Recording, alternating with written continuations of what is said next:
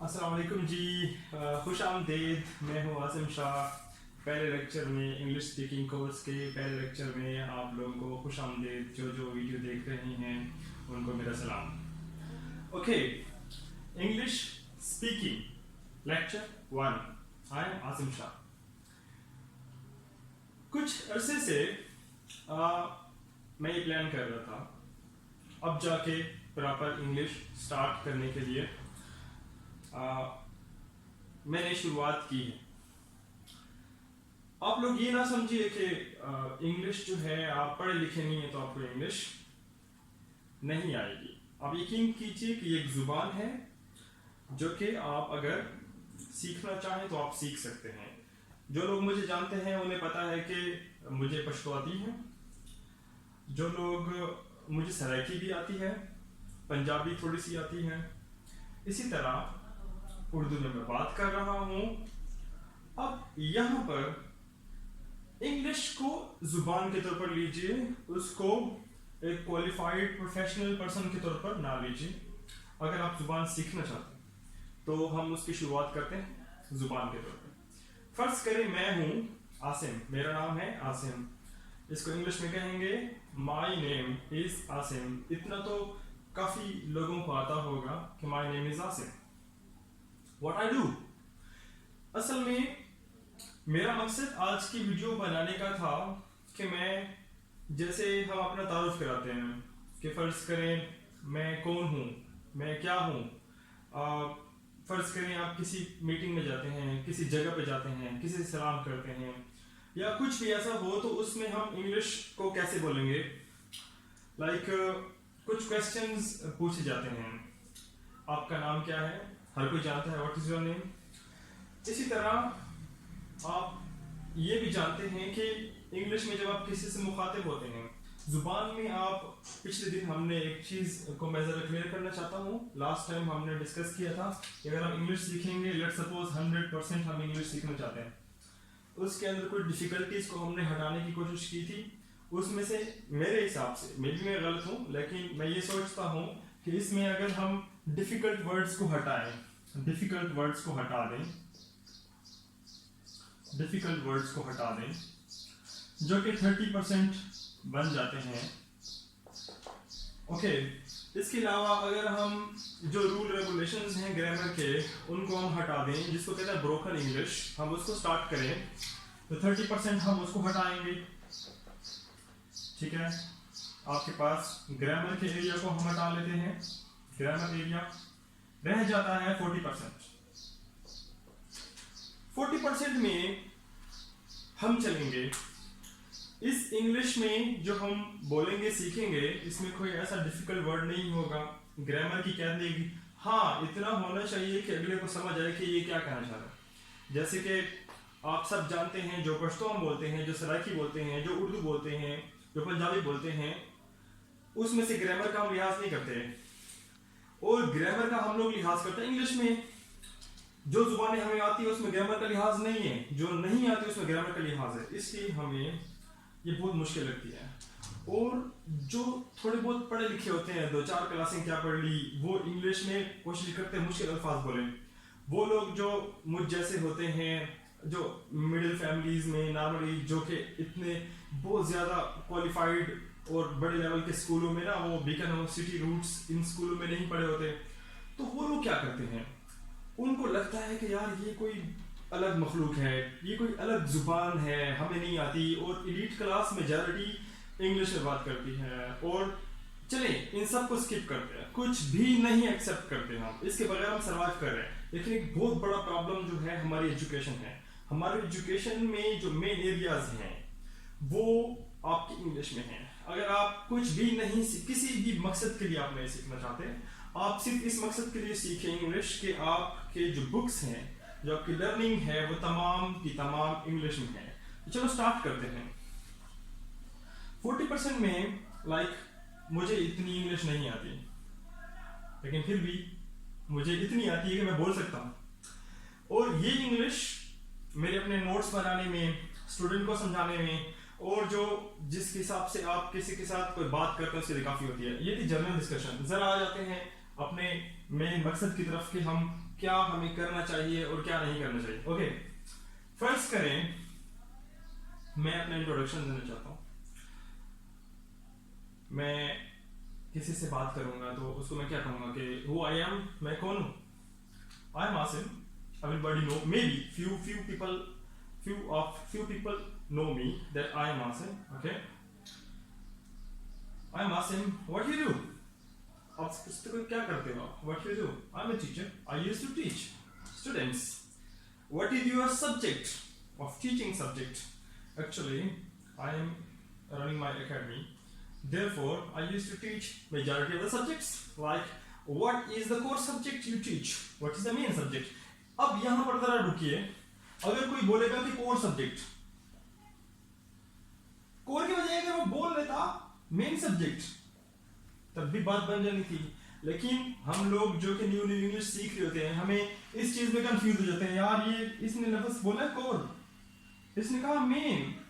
अब ये difficult word की तरफ हम जा रहे थे, थोड़ा सा डिफिकल्ट, इतना डिफिकल्ट नहीं है। डिफिकल्ट से मुराद ये है कि वो लोग जो मैट्रिक तक तो उन्होंने ठीक पढ़ा होता है, उसके बाद उनको प्रॉब्लम होती है, तो वो कैसे इंग्लिश की तरफ आएंगे, तो हमें इन एरियाज को स्किप करना पड़ेगा। ओके, अब मैं उसको कहता हूं कि I used to teach physics.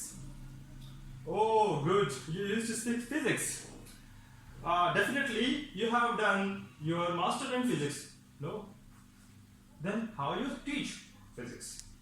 Okay, actually I'm engineer from UT. Okay, I used to teach physics because I have covered all the related books and relevant areas in the physics. Okay? Okay, good. Okay, you are engineer. Why you are in teaching field? This is very confusing. People used to think about engineers and after that they will join a company. There are a lot of engineers who are actually doing their work. Okay, whatever. This is my personal life. I don't want to discuss why I'm engineer. Still, I'm teaching. Why I'm teaching? This is another topic. Let's move toward our previous topic that we need to use simple words. Simple words are very common. Everybody know how to translate, because majority of the people use YouTube, Facebook, Twitter, Instagram, whatever, and in this thing they know how to interact with the devices. Like, everything is written in English. They know go, small, large, extra, all those relevant things. Okay, let's come to the point. I'm a teacher. I used to teach physics. Okay, it is the only subject you used to teach? No, I used to teach math as well.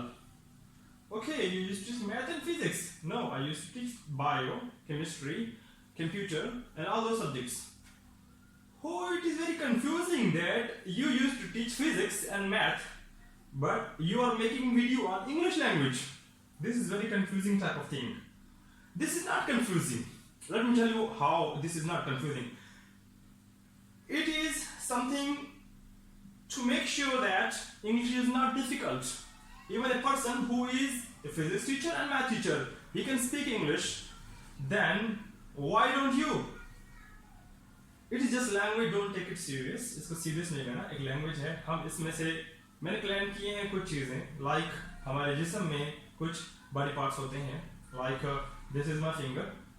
अब आपने इनके कुछ नाम याद करने होंगे अगर आप चाहते हैं कि आप इंग्लिश सीखें। इस लेसन में मेरा प्लान था कि जितना कोई थोड़ा सा इंट्रोडक्शन देना था, क्योंकि लास्ट प्रीवियस वीडियो में जो मैं इंग्लिश के बारे में इंट्रोडक्शन दिया वो इतना सही तरीके से मैं नहीं दे पाया, इसलिए मजबूरन मुझे दोबारा से ऐसे कुछ करना पड़ा। ओके, अब फर्ज करें जितनी थोड़ी बहुत मुझे इंग्लिश आती है मैं उसके एरियाज में ही बोलता हूँ। मुझे डिफिकल्ट वर्ड्स इतने नहीं आते, मजे की बात। और आप परेशान ना हो कि डिफिकल्ट वर्ड्स को यूज भी नहीं करूंगा। हो सकता है मुझे आते ना तो और अच्छी बात हो गई। अगर मुझे आते होते तो गलती से मैं बोल लेता, अब मुझे आते नहीं है तो मैं आपकी तरह हुआ, यानी आपको डिफिकल्ट वर्ड नहीं आते, मुझे भी नहीं आते। We are at the same page. Okay, grammar, मेरे जितने भी दोस्त हैं सब जानते हैं कि मैं ग्रामर का ख्याल नहीं करता, but still I can speak English properly. Not properly, the word properly is maybe 70 to 80% correct word for the people who are expert in speaking English. But I'm like you. Okay, I'm like you in speaking English. Okay, what is difference between you and me? I have experience of that much years, up to 10 years. In last video, I discussed with you people that in 2008 and 9 I met with a person, Roberto Perodi and Ari, and I spent 2 days with them while interacting in physics, in English. We used to speak English. Definitely, they don't know how to speak Urdu. So my father was speaking with them in English, and I was the second person who used to interact with them in English. Okay. अब फर्ज करिए आपको अपने body parts के बारे में पता है, आप अपना इंट्रोडक्शन खुद से आप शीशे के सामने खड़े हो जाइए। शीशा आपके सामने है, आपको लगता है कि आपको शर्म आती है, तो आपको कोई नहीं देख रहा, दरवाजा बंद कर दीजिए। आप एक अकेले कमरे में हैं जहां कोई भी नहीं है। ओके, आपको कोई नहीं देख रहा। अब आप क्या कीजिए, आपको कुछ चीजों के नाम आने चाहिए। लाइक आपको ये पता होना चाहिए कि ये आपका सर है, आपको ये पता होना चाहिए आपका कान है, और किसी को पता होता है, उनके 2 साल के बच्चे को भी पता है। आप थोड़ा सा उनके नाम इंग्लिश में याद कर लें। हर चीज में नेट पे आप सर्च कीजिए, आपको English to Urdu body parts जितने भी आपके पास होते हैं ना, आपके वो शक्लें बनी होती हैं, तमाम चीजें करते हैं। आप 10 कोई से 10 नाम अगर आपको नहीं आते तो आप उनको याद कर ले, उनके ट्रांसलेशन देख लीजिए। ओके, अब आपने क्या कर लिया, उनको याद कर लिया। फर्ज करें मैं वो बंदा हूं जो कि दरवाजा बंद किया, कोई नहीं है, कमरे में शीशा है, मैं वहां रुक गया, मैं अपने आप से मुखातिब हूं, बोल रहा हूं। मैंने इंग्लिश सीखने के लिए अब कोशिश करने की मैं कैसे इंग्लिश बोलूंगा। फर्ज करें मैं वही बंदा हूं जो कि कुछ भी इंग्लिश नहीं जानता, दरवाजा बंद किया, खड़ा हो गया, कुंडी लगाई, ठीक है, शीशे के सामने खड़ा हूं। ओके, अब ये एक ऐसी मूवी चला ली है मैंने जिसका मैं एक ही बंदा, एक ही कैरेक्टर, कोई इसको जज करने वाले नहीं है, लेकिन आपकी बेस बनाने के लिए बहुत जरूरी है। ओके, आप रुके, ओके, आप फील करना शुरू करें कि आपको इंग्लिश आती है। Okay, you are going to learn English. अपने आप को सलाम करें, अस्सलाम वालेकुम जी। वालेकुम सलाम। वो नहीं कहेगा लेकिन आप सुन तो लेंगे क्योंकि आप सुन लेते हैं वापस। अस्सलाम वालेकुम, my name is Asim. Okay, आपका जो भी नाम हुआ कह दीजिए। आप स्माइल पास करने के बदले में आपको भी नजर आएगा कि शीशे में भी आप अपने आप को, वो जो आपका अक्स है वो भी आपको स्माइल दे रहा है। Okay, two way introduction. अब आपके this is my head, this is my shoulder. Okay, इसी तरह this is my shirt, this is my nose, this are my eyes, this is my ear. Okay, अब आप थोड़े से 15 से 20 वर्ड आप यूज करेंगे, फिर आप स्टक हो जाएंगे। आप कहेंगे ओ यार मुझे तो नहीं पता, काफी सारी चीजें मुझे नहीं पता कि उनके नाम क्या है। फर्ज करें बहुत भी आपको आता हुआ तो अच्छा, मैं मजे की बात बताऊं, पिछले साल मैं एक डॉक्टर के पास गया। अब मैं बता रहा हूं कि मैं इतनी चीजें थोड़ी बहुत पढ़ने के बाद मुझे ये भी नहीं था पता कि दांत को टूथ कहते हैं। मैं गया उसके पास, मुझे तो सबको पता है टीथ कहते हैं दांत को, तो वो लोग कह रहे हैं कि टूथ, आपके टूथ में प्रॉब्लम है। मैं उनको कह रहा मेरे टीथ में प्रॉब्लम है, वो कह रहे नहीं आपके टूथ में प्रॉब्लम है, टीथ में। अच्छा, मैं उनके साथ थोड़ी सी इस तरह की बहस क्या हुई कि मैंने पहले रिसर्च किया, गूगल किया, तो पता चला कि अकेले दांत को टूथ कहते हैं। अब इसका मतलब ये हुआ कि काफी सारी चीजें हमें नहीं पता होती और हमें हिचकिचाहट नहीं महसूस करनी चाहिए। अब आप कुछ इंट्रोडक्शन करते हैं अपना, आप 5 से 10 चीजों के बारे में अपना शीशे के सामने खड़े होकर आप अपना तारुफ कराएंगे। कुछ चीजों में आप रुक जाएंगे, परेशान नहीं होना, अपनी वोकैबुलरी इंक्रीज कीजिए, रुक जाइए, नेट खोलिए, या फिर कोई ऐसी बुक जिसमें आपको पता हो कि भाई जिसमें क्या क्या है। ओके, जिसमें क्या क्या है, मैं खुद भी लग जाऊं ना बताने के लिए तो काफी सारी चीजें मुझे नहीं आएंगी। हमें क्या करना पड़ेगा, आप उनको सीखें, 15 से 20-25 तक सीखें वर्ड्स, 30। उससे क्या फायदा होगा, आप जब शीशे के सामने खड़े होंगे, this is my head, this is my shoulder, this is my arm, okay, this are my legs, okay, this is my tummy, okay, whatever, इन चीजों को जब आप कर, these are my nails, okay, इस तरह तमाम चीज़ों के बारे में जब आपको ये फील होना शुरू हो जाएगा कि यार मैं अपना इंट्रोडक्शन तो करा सकता हूँ, तो फिर बड़ा आपको आपका जो पहला लेसन है आज का, जो मेरी रिक्वेस्ट है अगर कोई फॉलो कर रहे, लाइक एक बंदा है, दोस्त है हमारे भाइयों की तरह, खिजर हयात नाम है उनका, वो ये खान से हैं, गांव से हमारे, तो वो उन्होंने